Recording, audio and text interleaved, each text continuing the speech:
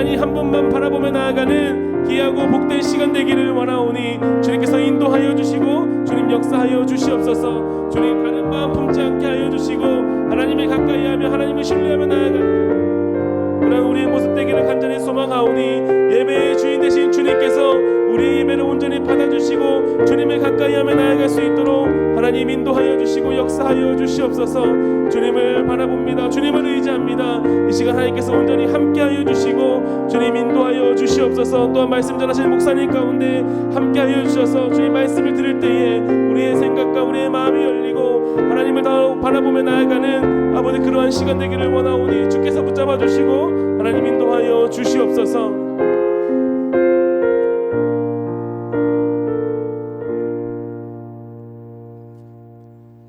사랑과 은혜가 충만하신 하나님 아버지, 지난 한 주간도 우리의 삶을 지켜주시고 오늘 저희를 이 자리에 불러주셔서 주님을 예배하게 하시니 감사드립니다. 이 시간 주님만을 기대하며 나아가오니 우리의 생각과 고집을 내려놓게 하시고 우리 마음 가운데 주님께서 주시는 은혜로만 가득 채워 주시옵소서. 부족한 입술로 선포되는 말씀 가운데 성령의 능력을 더하여 주시고 하나님의 말씀이 우리의 마음밭에 온전히 심겨져서 싹이 나고 열매를 맺는 귀한 우리의 삶이 될 수 있도록 인도하여 주시옵소서. 감사드리며 살아계신 예수님의 이름으로 기도드렸습니다. 아멘. 네, 하나님의 말씀은 이사야 8장입니다. 이사야 8장 19절에서 9장 2절까지 말씀입니다. 이사야 8장 19절에서 9장 2절까지 말씀입니다. 제 성경으로는 구약성경 978페이지에 있습니다. 이사야 8장 19절에서 9장 2절까지 말씀 우리 한 목소리로 함께 읽도록 하겠습니다. 시작. 어떤 사람이 너희에게 말하기를 주절거리며 속살거리는 신접한 자와 마술사에게 물으라 하거든 백성이 자기 하나님께 구할 것이 아니냐 산자를 위하여 죽은 자에게 구하겠느냐 하라. 마땅히 율법과 증거의 말씀을 따를지니 그들이 말하는 바가 이 말씀에 맞지 아니하면 그들이 정녕 아침빛을 보지 못하고 이 땅으로 헤매며 공고하며 굶주릴 것이라.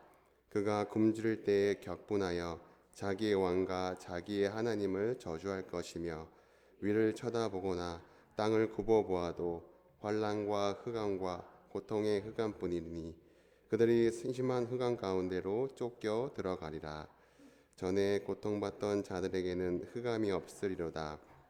옛적에는 여호와께서 스불론 땅과 납달리 땅이 멸시를 당하게 하셨더니 후에는 해변길과 요단 저쪽이 이방의 갈릴리를 양호하게 하셨느니라. 흑암에 행하던 백성이 큰 빛을 보고 사망의 그늘진 땅에 거주하던 자에게 빛이 도다. 아멘. 네, 사랑하는 성도 여러분, 이번 2025년도는 여러분에게 어떠한 한 해였습니까? 짧다면 짧고 길다면 긴 1년이라는 시간 동안 참 많은 일들이 우리 삶에 일어나곤 하는데요. 지난 1년 동안 우리나라에 일어났던 일들만 보더라도 이 계엄과 탄핵이라는 이 정치적 사건, 그리고 항공사고와 산불, 가뭄과 같은 자연재해들이 이어졌습니다. 말 그대로 다사다난한 한 해였는데요. 요즘 뉴스를 보더라도 정말 아무 일도 없는 일이 평범한 하루가 없을 만큼 크고 작은 사건 사고가 쉼없이 이어지고 있죠. 그래서 요즘에는요, 이 치열하게 추구하는 행복보다 우연히 찾아오는 행운에 더 큰 기대를 건다고 하는데요. 매년 연말마다 출판되고 있는 이 대한민국 소비 트렌드 전망서인 트렌드 코리아 2026에 보면은요, 표지를 보여주시면요, 네. 요즘 젊은이들에게 인기 있는 마케팅 소재로 이 네잎클로버가 돌아왔다고 하더라고요. 그래서 스타벅스에서도 이 수험생의 행운을 기원하는 이 네잎클로버 쿠키를 선보이기도 하고요. 올해 2월에 조선일보 기사에서는 이런 기사도 났었는데요. 사진을 보여주시면, 네, 저 가운데 있는 액마기 명태 인형이요, 바로 카카오톡 선물하기에서 한때 전체 판매 랭킹 1위를 차지할 정도로 인기가 있었다고 합니다. 이 밖에도 신한카드 이 빅데이터 연구소에 따르면요, 오프라인 운세 관련 가맹점의 이용 금액이 무려 15.3%나 늘었다고 해요. 여러분, 이러한 현상들이 무엇을 말해주는 걸까요? 그만큼 사람들의 마음 한가운데 불안이 커졌다는 겁니다. 이 상상하기도조차 쉽지 않았던 이 사건과 사고를 겪으면서요, 열심히 살아도 결과를 장담할 수 없고 옳게 선택해도 이 안전이 보장되지 않는다는 걸 깨달았기 때문이에요. 그러다 보니 사람들이 미래를 준비하기보다 미래를 확인하고 싶어 하는 것이죠. 그래서 네잎클로버를 붙잡는가 하면 이 액마기 인형에 의미를 부여하고요, 운세를 보며 괜찮을 거야 라는 말을 듣고 싶어 하는 겁니다. 저도 예전에 이 면세점에서 근무를 할 때요, 일을 그만두고 이 교육대학원에 진학을 할지 아니면 일을 계속해야 될지를 두고 이 고민을 했던 적이 있었거든요. 그런데 그때는 제가 중학생 이후 때부터 교회를 가지 않았던 상태라 거의 세상 사람들과 똑같이 살아가던 시기였거든요. 그래서 같이 일하던 누나하고 이 홍대 길거리에 있는 타로점을 보러 갔습니다. 그래서 대학원을 진학을 해야 할지 말아야 될지를 두고 타로점을 봤는데요, 이 타로점이 너무 좋게 나온 거예요. 그래서 뭐 돈이나 명예가 다 따라온다고 하면서 그 점을 보시는 분이 같이 온 누나에게 이분이랑 결혼하세요라고 하는 거예요. 아마 지금쯤 그 누나는 저랑 결혼 안 하길 참 잘했다라고 생각할 수도 있는데요. 그런데 여러분, 제 인생이 정말 그 타로 점대로 되었다면요, 저는 교육대학원에 진학해서 순탄하게 길이 열려서요, 대학 교수가 되고 돈과 명예를 얻으면서 소위 말하는 잘 풀리는 인생을 살아가야 했을 거예요. 그런데 실제 제 인생은 그 방향과는 전혀 달랐습니다. 대학원에 입학한 뒤에 이 등록금을 전액 장학금을 받기 위해서 이 전공 교수님의 조교를 했었는데요, 그 조교 생활이 생각보다 훨씬 힘들어서 마음이 완전히 무너질 만큼 이 극심한 고통을 겪었거든요. 어떻게 그런 고통을 겪게 되었는지는 이 자리에서 말씀드릴 수는 없지만 정말 그때 이 자살 충동까지 느낄 정도로 힘들고 어두운 시기를 보냈거든요. 그러면서 하나님께서 그때 깨닫게 하시더라고요. 이 타로 카드 종이 몇 장이 내 미래가 잘 풀릴 거라고 말해줄 수는 있어도 지금 이 고난 한가운데서 무너져 있는 나를 일으켜 세워주지는 못한다는 사실을요. 어리석게도 하나님을 떠나 살아오다가 이 어려움을 만나자 나를 세우지도 못할 것을 확신이라고 믿고 붙잡고 있었던 거예요. 그리고 오늘 우리가 읽은 본문 말씀에 등장하는 사람들도요, 저와 똑같은 것을 붙잡고 있었습니다. 먼저 본문 당시의 배경을 잠시 설명드리면요, 이스라엘이 하나님의 말씀에 불순종함으로 이미 북이스라엘과 남유다로 나누어진 상태였습니다. 그런데 북이스라엘은 이 하나님의 경고를 거부한 끝에 멸망을 눈앞에 두고 있었고요, 남유다는 그 모습을 바로 옆에서 지켜보고 있는 상황이었는데요, 오늘 본문은 바로 그 남유다를 향해 주어진 말씀입니다. 그런데 당시 남유다의 상황이요, 단지 북이스라엘의 멸망을 지켜보는 것만이 아니라 북쪽에서는 이 아람과 북이스라엘이 연합을 해서 남유다를 압박하고 있었고, 동쪽에서는 당시 세계 최강대국이었던 이 아수르 제국이 무서운 속도로 세력을 넓혀가고 있는 상황이었어요. 말 그대로 사방이 막힌 상황이었습니다. 그런데 여러분, 이 모습이 왠지 지금 우리가 살아가는 현실과 너무나 닮아 있지 않습니까? 한쪽에서는 경제와 생계의 문제가 우리를 압박하고, 또 다른 한쪽에서는 관계의 문제와 직장과 가정의 무게가 마음을 짓누르고 있고, 뉴스에서는 사고와 사건, 이 불안한 소식들이 끊임없이 들려오고 있는 오늘날 우리의 모습과 크게 다르지 않습니다. 그렇다면 이와 같은 상황에서 이 남유다의 왕과 백성들의 마음도 우리와 같았을 거예요. 그들의 마음 상태를 이사야 7장 2절에서 이렇게 말하고 있는데요, 어떤 사람이 다윗의 집에 알려 이르되 아람이 에브라임과 동맹하였다 했으므로 왕의 마음과 그의 백성의 마음이 숲이 바람에 흔들림같이 흔들렸더라. 왕의 마음뿐 아니라 백성들의 마음까지 숲이 바람에 흔들리는 것처럼 요동치며 두려움에 사로잡혔습니다. 그런데 여러분, 이쯤에서 드는 생각은요, 그때나 지금이나 이 사방이 막힌 현실 속에서 하나님의 백성들이 두려움에 떨고 있을 때 과연 하나님께서도 우리를 외면하고 계셨을까라는 거예요. 하나님이 정말 그러시는 분일까요? 네, 아닙니다. 하나님은 우리가 두려움에 휩싸이기 전이나 두려움에 흔들리고 있을 때에도 끊임없이 말씀으로 먼저 찾아오시는 분이세요. 그래서 하나님은 당시에도 이사야 7장 17절과 25절까지 선지자 이사야를 통해서 이 다가올 아수르의 침략으로 인한 고난을 숨기지 않으시고 그로 인해 남유다가 이 징계를 받게 될 것이라는 사실도 미리 말씀하셨거든요. 이사야 7장 17절에서는 이렇게 말씀하시는데요. 제가 세 번역으로 읽어드리겠습니다. 에브라임과 유다가 갈라진 때로부터 이제까지 이 백성이 겪어본 적이 없는 재난을 주님께서는 임금님과 임금님의 백성과 임금님의 아버지 집안에 내리실 것입니다. 주님께서 아시리아의 왕을 끌어들이실 것입니다. 하나님은 막연하게 어려운 일이 있을 것이다 라고 말씀하지 않으시고 누가 어떻게 왜 오는지까지 분명하게 말씀하셨어요. 그리고 7장 20절에서는 그 징계로 인해서 남유다가 어떤 상태에 이르게 될지를 아주 생생한 이미지로 설명하시는데요. 이사야 7장 20절 말씀도 제가 세 번역으로 읽어드리겠습니다. 그날에 주님께서 유프라데스강 건너 저편에서 빌려온 면도칼 곧 아시리아의 왕을 시켜서 당신들의 머리털과 발털을 미실 것이요 또한 수염도 밀어버리실 것입니다. 네, 이 말씀은 단순히 외적인 고난을 말하는 것이 아니라요. 남유다가 철저히 무력해지고 수치를 당하게 될 것을 뜻하는데요. 그만큼 하나님은 우리에게 고난이 가볍게 지나갈처럼 말씀하지 않으신다는 것이죠.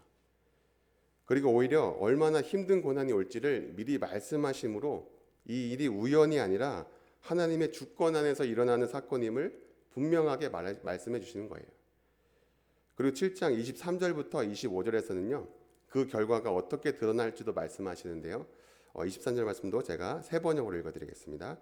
그날에는 은 1000냥값이 되는 1000그루의 포도나무가 있던 곳마다 찔레나무와 가시나무로 덮일 것입니다. 이 풍요의 상징이었던 포도밭이 찔레와 가시가 가득한 땅이 되어서 사람이 살지 않는 땅이 될 것이라고 말씀하세요. 그런데 여러분, 우리도 만약에 이 앞으로 다가올 미래가 두렵고 아무런 확신이 서지 않아서 하나님을 간절히 부르짖으며 기도했다고 생각해 보세요. 매일 눈물로 기도하고 밤을 새워 매달리며 하나님 앞으로 어떻게 될지 말씀해 주세요 라고 물었는데 하나님께서 모든 게 잘 될 것이다 라가 아니라 지금 우리가 읽은 말씀처럼 삶이 더 황폐해지고 고난은 피할 수 없이 올 것이다 라는 말씀을 주신다면 여러분은 어떻게 하실 겁니까? 그 이후에도 우리는 여전히 하나님께 나아가 기도하며 하나님을 찾게 될까요? 아니면 하나님은 내가 듣고 싶은 말씀을 안 해주신다며 조용히 등을 돌리게 될까요? 중요한 것은요, 바로 여기서 우리의 믿음의 본질이 드러난다는 겁니다. 여기서 하나님을 찾는 이유가 단지 고난을 피하기 위해서인지 아니면 고난 속에서 하나님을 붙들기 위해서인지가 드러나는 거예요. 우리는 보통 기도하며 하나님을 찾을 때 위로의 말을 먼저 기대하곤 합니다. 그래서 불안을 덜어주는 대답과 앞날을 밝게 만들어주는 설명을 듣고 싶어 하죠. 그래서 요즘 많은 크리스천들이 자녀를 결혼시키기 전에 궁합을 본다거나 불안한 가운데 미래를 알기 위해서 내년의 운세나 사주 같은 것을 보는 이유가 바로 하나님을 신뢰하며 인내하는 것보다 이런 것들이 훨씬 더 빠르게 우리들의 마음을 안정시켜주기 때문입니다. 그리고 바로 이런 모습이 오늘 본문에 등장하는 남유다의 모습이었는데요. 우리 오늘 본문 19절 말씀을 함께 읽어보겠습니다. 시작. 어떤 사람이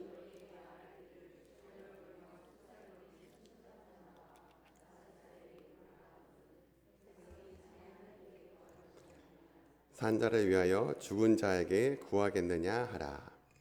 여러분, 하나님께서 남유다에게 왜 이런 말을 하셨을까요? 그 이유는요, 이 사방에서 두려움이 밀려오는 그 순간에 하나님께서 무엇을 두려워해야 하고 무엇을 두려워하지 말아야 하는지를 분명한 기준을 주셨음에도 불구하고 백성들이 그 말씀을 붙들지 않았기 때문입니다. 우리 이사야 8장 12절 13절 말씀을 함께 읽어볼까요? 이사야 8장 12절에서 13절 말씀입니다. 시작. 반역자가 있다고 말하여도 너희는 그 모든 말을 따라 반역자가 있다고 하지 말며 그들이 두려워하는 것을 너희는 두려워하지 말며 놀라지 말고 만군의 여호와 그를 너희가 거룩하다 하고 그를 너희가 두려워하며 무서워할 자로 삼으라. 아멘. 하나님께서는 백성들에게 너희가 두려워할 분은 아수르가 아니라 나다. 너희 마음의 중심을 차지할 것은 불안한 국세 정세가 아니라 여호와다라고 말씀하시면서 상황을 없애주시기보다 이 백성들의 두려움의 방향을 바로잡고 계시는 거예요. 그리고 이것이 바로 성경이 말하는 믿음의 핵심입니다. 믿음은 상황이 좋아졌기 때문에 하나님을 붙드는 것이 아니라 상황은 여전히 무너져 있어도 우리가 두려워할 분은 하나님이심을 다시 한번 깨닫고 하나님께서 약속하신 말씀을 놓지 않는 거예요. 그래서 이 믿음을 하나님께서 이 남유다에게도 요구하셨던 것이고 오늘 이 시대를 살아가는 우리에게도 요구하시는 겁니다. 그런데 남유다 백성들은요, 이 두려움이 밀려오자 하나님의 약속의 말씀보다 더 빨리 마음을 붙잡아주는 소리, 기도보다 더 즉각적인 대답을 주는 방법을 찾기 시작했습니다. 그래서 하나님께서는 오늘 본문 19절에서 이 남유다 백성의 어리석은 선택을 아주 날카롭게 드러내신 건데요. 우리 19절 말씀을 다시 한번 볼까요? 어떤 사람이 너희에게 말하기를 주절거리며 속살거리는 신접한 자와 마술사에게 물으라 하거든 백성이 자기 하나님께 구할 것이 아니냐 산자를 위하여 죽은 자에게 구하겠느냐 하라. 여러분, 이 말씀은 단순히 점을 치지 마라, 미신을 믿지 마라라는 이 도덕적인 훈계가 아닙니다. 하나님께서 여기서 던지신 질문은 이 훨씬 더 본질적인 질문인데요. 바로 너희는 누구의 백성이냐? 너희의 인생의 주인은 누구냐? 두려움이 몰려올 때 너희는 누구의 말을 더 신뢰하느냐라고 물으시는 겁니다. 왜냐하면 남유다 백성들은 하나님을 모르는 사람들이 아니었기 때문이에요. 율법과 성전도 있었고 이 선지자를 통해 주어진 말씀도 이미 충분히 들었습니다. 그런데 문제는 두려움이 현실이 되자 하나님의 분명한 약속의 말씀이 아닌 주절거리며 속살거리는 신접한 자와 마술사들에게 찾아가서 이 알아듣지도 못하게 중얼거리는 말, 해결책도 제시하지 못하고 책임도 지지 않는 말을 붙잡기 시작했다는 거예요. 왜 그럴까요? 그들의 말이 더 진리여서가 아니라 그들의 말이 덜 두려웠기 때문입니다. 사랑하는 성도 여러분, 이 하나님의 말씀은요, 들을 때 마음이 불편할 때가 많습니다. 회개하라, 돌아오라, 기다리라, 버려라, 그것들을 의지하지 말라. 이렇게 하나님의 말씀은 우리의 삶을 정면으로 흔들고 결단을 요구하세요. 반면에 신접한 자와 마술사들의 말은 어떻습니까? 모호하고 애매합니다. 그래서 누구에게나 적용될 수 있고 틀려도 책임을 지지 않죠. 그래서 점을 보러 갔을 때 있었던 유명한 이야기가 있죠. 어떤 사람이 무당에게 점을 보러 갔는데 무당이 한참 이 구판을 벌이다가 갑자기 이렇게 묻습니다. 당신 집에 사과나무 하나 있지? 그러자 그 사람이 아니요, 없는데요 라고 답하자 그 무당이 이렇게 대답합니다. 그래? 다행이었네. 있었으면 큰일 날 뻔했어 라고 했다는 이야기 들어보셨죠? 네. 이 얼마나 교묘한 말입니까? 맞으면 맞는 말이고 틀려도 틀리지 않는 말이거든요. 그래서 이게 바로 주절거리며 속살거리는 말의 본질입니다.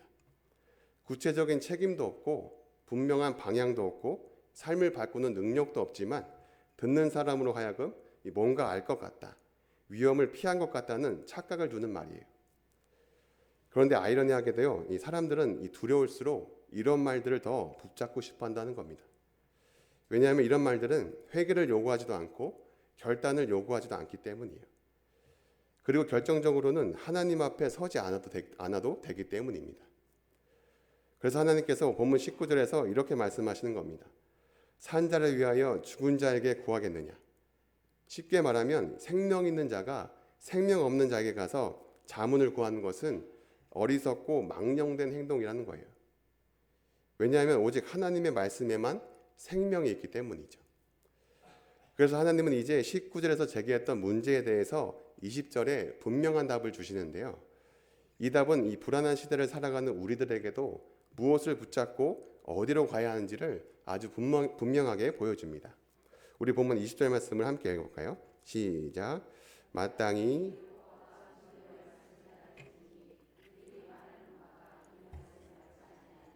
그들이 정녕 아침 빛을 보지 못하고. 여러분, 하나님께서 주신 기준은 무엇입니까?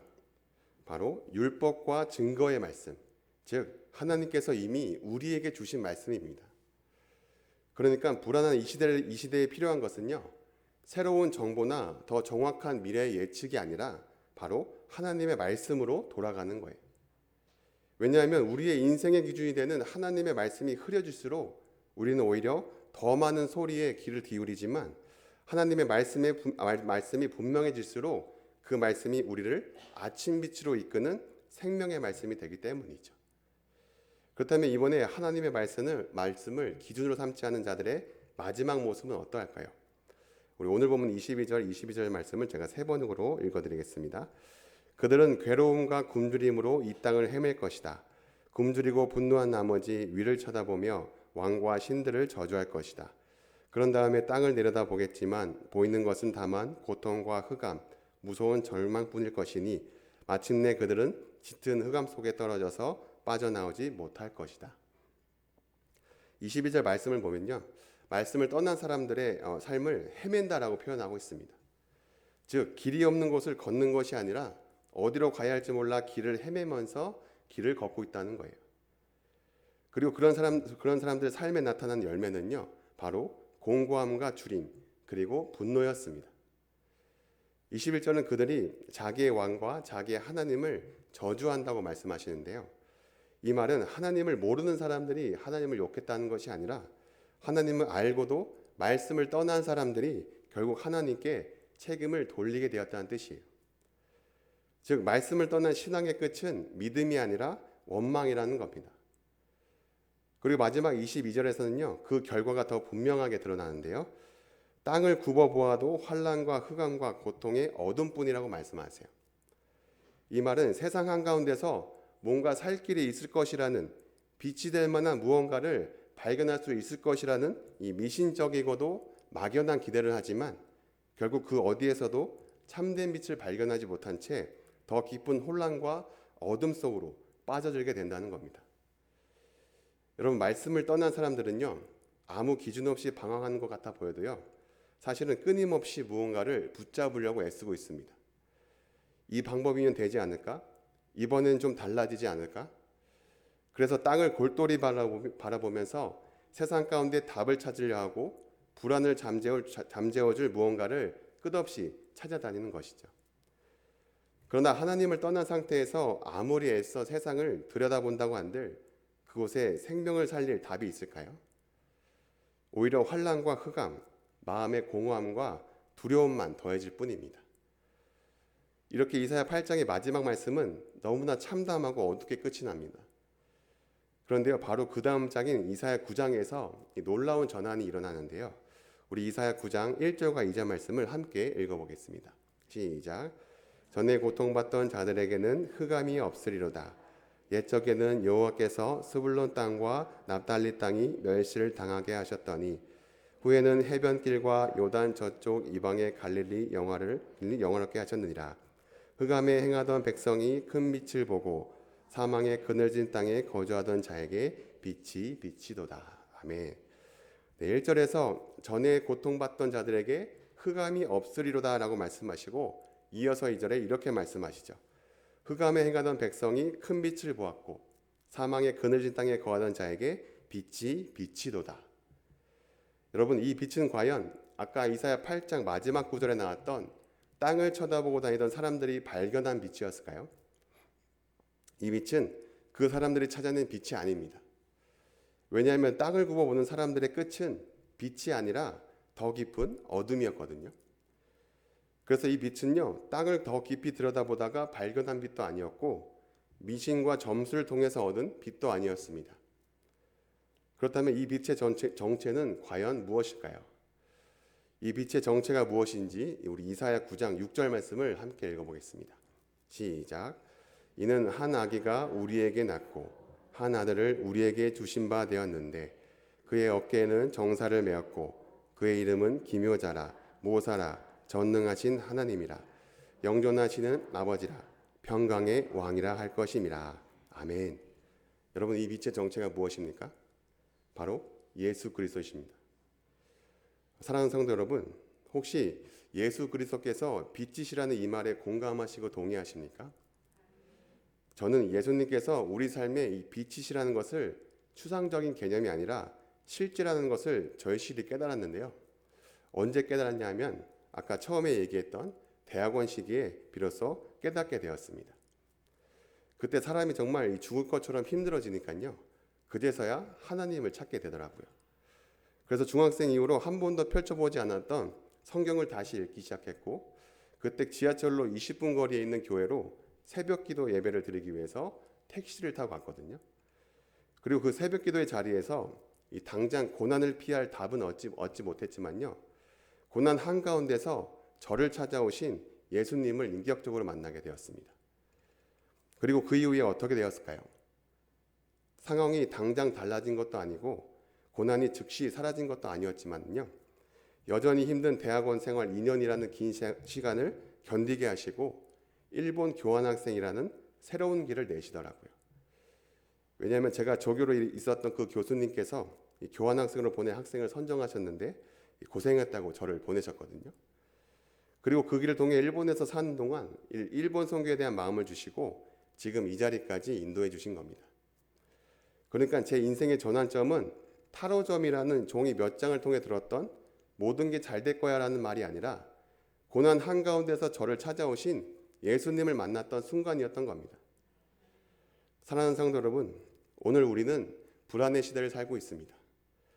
이러한 불안 시대에 두려움이 몰려올 때 나는 무엇을 붙잡으며 누구의 말을 더 신뢰하고 있습니까? 우리가 예수를 믿는다고는 하지만 이 사방이 막힌 것처럼 느껴지고 앞날이 보이지 않을 때 나도 모르게 이 즉각적인 대답과 마음을 안정시켜주는 것을 붙잡고 싶어질 때가 있어요. 저도 하나님을 모르던 시절에 하나님 모르시던 시절에 하나님을 떠났던 시절에 그랬던 것처럼요. 그런데 이제 저는 자신 있게 말할 수 있습니다. 불안을 이기는 힘은 앞날에 대한 설명이나 모든 것이 잘 될 거야라는 말이 아니라요. 지금 이 순간에도 나와 함께 계시는 주님이시라는 것을요. 그러니 이제 사람의 말이나 세상의 소리가 아니라 오직 생명에 있는 하나님의 말씀으로 돌아가기를 소망합니다. 그리고 어둠 속에서 우리에게 오신 참된 빛, 예수 그리스도만을 다시 붙들기를 소망합니다. 오늘 이 예배가 끝난 후에도 나의 상황은 여전히 바뀌지 않을 수도 있습니다. 그러나 분명한 것은 우리가 더 이상 혼자가 아니라는 거예요. 어둠 속으로 오신 빛, 예수 그리스도께서 오늘도 우리와 함께 계십니다. 그 주님을 붙들고 이 한 주를 살아가는 저와 여러분이 되시기를 주님의 이름으로 축복합니다. 찬양 드리겠습니다.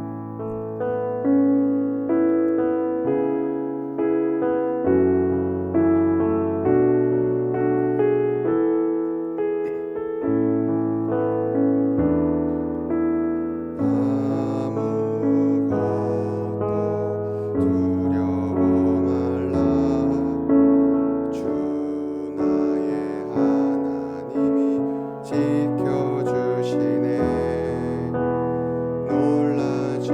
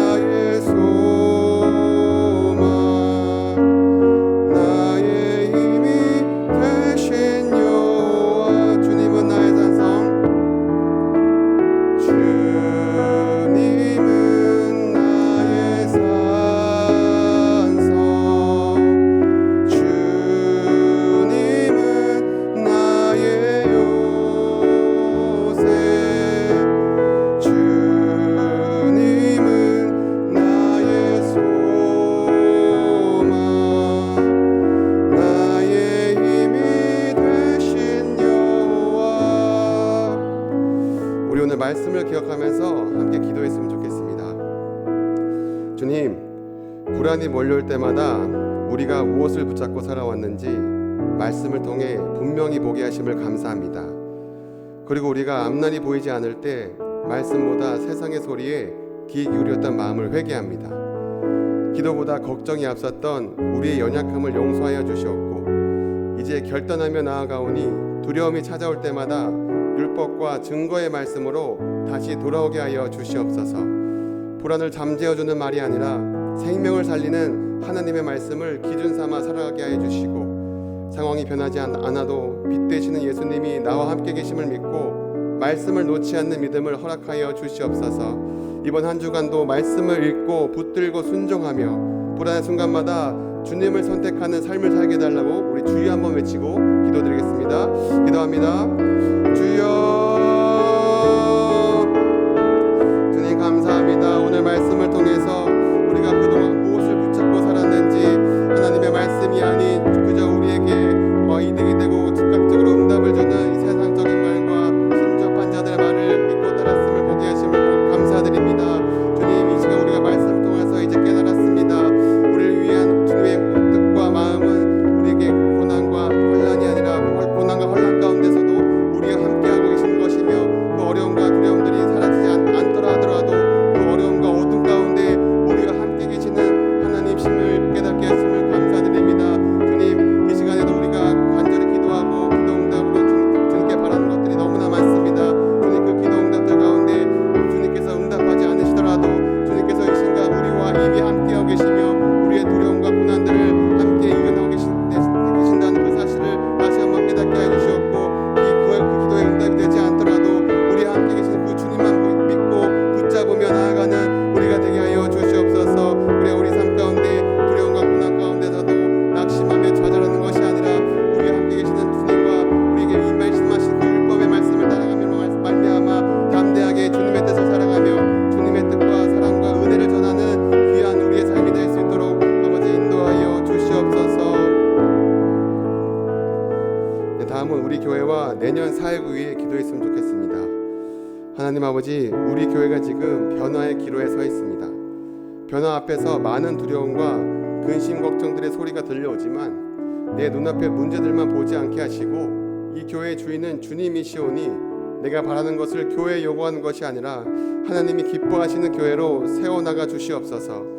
내년의 사역을 준비하며 사람의 계획과 계산이 앞서지 않게 하시고 하나님의 뜻을 먼저 구하는 공동체가 되게 하여 주셔서 우리 교회가 세상의 흐름과 방법을 따라가는 교회가 아니라 말씀을 기준 삼는 교회가 되게 하여 주시옵소서. 또한 사역의 규모나 성과가 아니라 한 영혼이 주님께 돌아오는 것을 기뻐하는 교회가 되게 하시고, 불안한 시대 속에서 분명한 복음의 빛을 비추는 교회가 되게 하여 주시옵소서. 또 모든 부서와 사역 가운데 말씀과 기도가 중심이 되게 하시고, 섬기는 이들 안에서 낙심이 아닌 주님으로 인한 기쁨과 하나됨을 허락하여 주시옵소서. 그래야 우리 교회를 통해 상처 입은 영혼들이 회복되고 두려움 속에 있는 이들이 참된 빛이신 예수님을 만나게 되는 교회가 되게 달라고 주여 한번 외치고 간절히 기도하겠습니다. 기도합니다. 주여, 주님, 우리 교회를 위해 기도합니다. 우리에게 주신 이 사모니 한목교회를 주님 우리에게 주심을 감사드립니다. 주님, 우리 교회가 내년 사역을 기다리고 또한 내년 변화의 기로에 서 있습니다. 많은 변화 가운데 두려움 가운데 있는 분들 너무나 많지만 우리가 두려움 가운데 머물며 또한 사람들의 말을 믿고 내 눈앞에 보이는 문제만을 보는 것이 아니라 이 교회의 주인 되시는 예수님만을 바라보며 주님만 바라보며 이 교회를 주님께서 거뜬히 세워나가실 것이라는 믿음 가운데 우리가 담대히 내년 사역을 준비하고 또 올해 한 해를 잘 마무리할 수 있도록 아버지 인도하여 주시옵소서. 또한 그런 우리 가운데 성도님들 한 분 한 분 가운데 그들의 삶을 통하여서 아직 하나님을 모르고 어둠 가운데 저들에게 준 빛이신 예수님을 전하게 해 주시옵고, 우리가 빛을 전함으로 말미암아 저들의 어둠 가운데서 함께 하셨던 예수님을 보게 하시고, 저들이 또한 우리 교회에 와서 함께 예배드리며 하나님의 말씀을 깨달음으로 말미암아 하나님 백성으로 자라나게 하시고 예수님을 닮아가는데 부족함이 없는 자로 살아가게 하여 주시옵소서. 네, 다음은 담임 목사님의 사역과 가정 그리고 부총회장 사역을 위해 함께 기도하길 원합니다. 주님, 우리 교회가 담임 목사님을 위해 기도하며 함께 순종하는 건강한 공동체가 되길 원합니다. 주님께서 세우신 담임 목사님께서 담임 목사님께 말씀의 능력을 더하여 주시고 말씀을 전하실 때마다 사람의 생각이 아니라 하나님의 마음이 온전히 전달되게 하여 주시옵소서. 또한 바쁜 일정들과 사역 가운데 지치지 않도록 영과 육을 강건하게 붙들어 주시고 어렵고 외로운 부담의 순간마다 주님의 위로로 채워주시옵소서. 또 담임 목사님의 가정 위에도 주님의 평안과 보호하심을 더하여 주시고 사역보다 먼저 가정 안에서 기쁨과 쉼을 누리는 담임 목사님의 복된 가정 되게 하여 주시옵소서. 또한 맡겨주신 부총회장 사역 위에도 하나님의 지혜와 분별력을 허락하셔서 교회를 세우고 복음을 지키는 일에 주님의 뜻대로 쓰임받게 하여 주시고 사람을 의지하지 않고 끝까지 하나님만 붙드는 지도자가 되게 하셔서 이 시대에 필요한 말씀의 사람으로 세워지게 해달라고 간절히 기도하겠습니다. 기도합니다. 주님 감사합니다.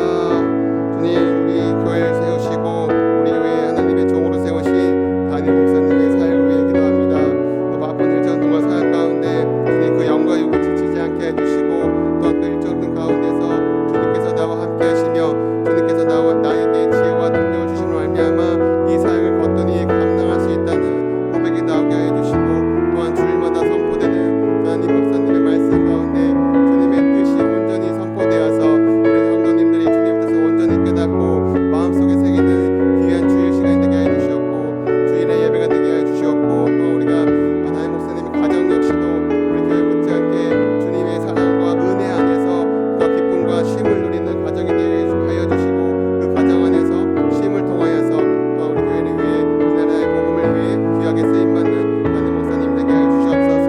또한 맡겨주신 부총회장 사역을 위해서도 기도합니다. 하나님 지혜와 분별력을 허락하셔서 우리 담임 목사님이 총회를 감당하는 말미암아 부족함이 없게 해주시고 주님의 뜻대로 쓰임받게 해주셔서 사람을 의지하지 않고 끝까지 하나님만 붙드는 저희 담임 목사님 될 수 있도록 아버지 인도하여 주시옵소서.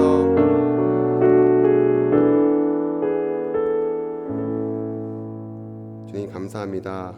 오늘 말씀을 통해서 우리가 그동안 무엇을 붙잡고 살았는지 그 두려움과 외로움 가운데 무엇을 잘못 붙잡고 있었는지를 돌아보게 하심을 감사드립니다. 주님, 이제 오늘 말씀을 통해서 우리가 분명히 알았사오니 우리가 두렵고 불안한 이 가운데 우리가 붙잡아야 할 것은 미래 예측이나 즉각적인 응답이 아니라 하나님의 말씀으로 돌아가고 이미 우리에게 주신 율법의 말씀을 따름으로 말미암아 하나님께서 우리와 함께 계신다는 그 깨달음을 얻고 이 시간도 하나님과 담대히 나아가는